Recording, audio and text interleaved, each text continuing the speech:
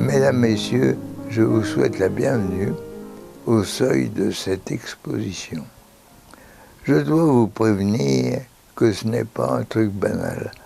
Ce ne sont pas des tableaux, ce ne sont pas des objets mirobolants, c'est une histoire que j'ai essayé de raconter sur ces murs.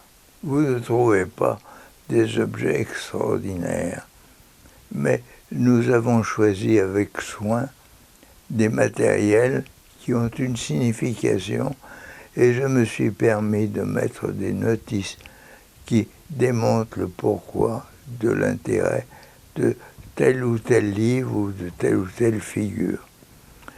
Surtout, je vous conseille vivement de vous intéresser à l'un ou à l'autre des 4 posts vidéo dans lesquels vous aurez des interventions brèves, toujours significatives, qui vous permettent de comprendre l'histoire de la médecine lyonnaise.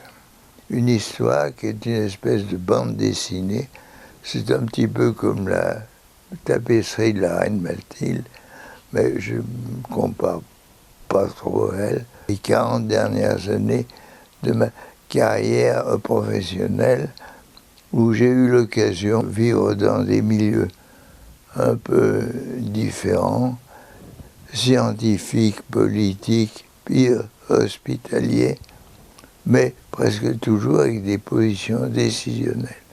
Et dans ces politiques, je mettais en avant l'image de la faculté de Lyon. Bien sûr, ça m'a valu des brocards, des plaisanteries de mauvais goût, mais je m'en suis accommodé.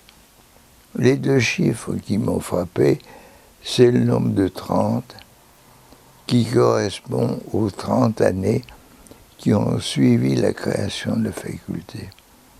Et j'ai été fortement surpris de voir qu'il a fallu pas plus de temps pour que la créativité lyonnaise étale aux yeux du public la force de ce nouvel ensemble.